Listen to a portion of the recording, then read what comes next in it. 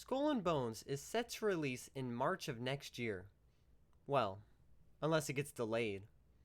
Again. There's been a lot of negativity surrounding this game.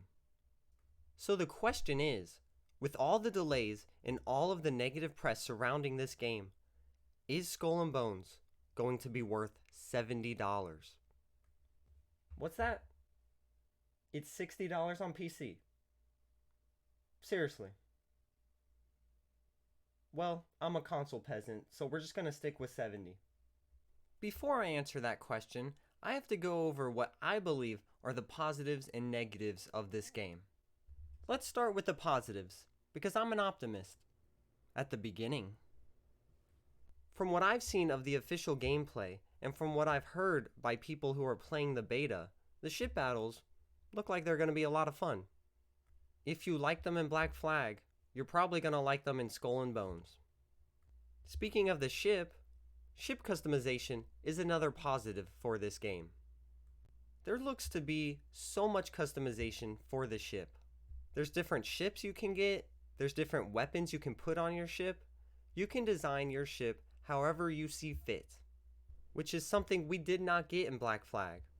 So another positive. Alright. That's all the positives I can think of. Now let's move on to the negatives. The first negative is that there is no land combat. This is a $70 AAA game. As great as the ship battles are probably going to be, I would like to battle it out on land too. And imagine this. Imagine that you're in the middle of an incredible, intense ship battle. You've been going at it for 10 minutes, and both your ships are only at half health, so you know you probably have another 10 minutes of this incredible battle. But mom's almost done cooking dinner. You don't have another 10 minutes to finish this battle. So you tell the other player, hey, 1v1 me, bro. Then you go to a small island and duel it out. Captain versus captain. Genius.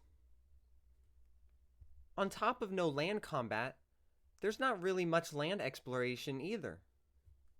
On land, you'll be able to meet NPCs and other players, take on contracts, craft new items, and build up your fleet. That's all good and all, but I want to explore some islands. Exploring the open ocean doesn't sound as exciting as exploring caves and other things you explore on land. It would be cool if you defeated an enemy ship, and on that ship was a treasure map that leads to treasure. And you go to that island that the treasure is on and try to find it. Similar to what you do in Sea of Thieves, but in this game. Outside of not having much to do on land, another negative for this game is that there's no campaign. When this game was first announced, they said they were going to have a campaign, but I guess they changed their mind. Ubisoft wants Skull and Bones to be a multiplayer first game. You know, that doesn't mean you have to take out the campaign. Call of Duty is a multiplayer driven game, but it still has a campaign. And the one time it didn't have a campaign, in Black Ops 4, people didn't like it. And they never did it again. Even if the campaign was short, it would still be good to have. A great 6 to 8 hour campaign is all you need, and it adds content to the game. So instead of doing story missions, you have quests. And from what I hear, the quests can be repetitive and boring. So basically Sea of Thieves at launch. And if that's true, will Skull and Bones do what Sea of Thieves did and update the game successfully to make it one of the most popular games years after its launch? I don't know. The game's got to launch first, so after that, I guess we'll see. The final negative I have for this game is that it is $70 on consoles.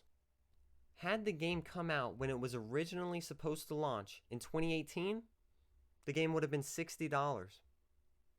So now you have to make this game $10 more better for console players. Well, that's been my positives and negatives for Skull and Bones.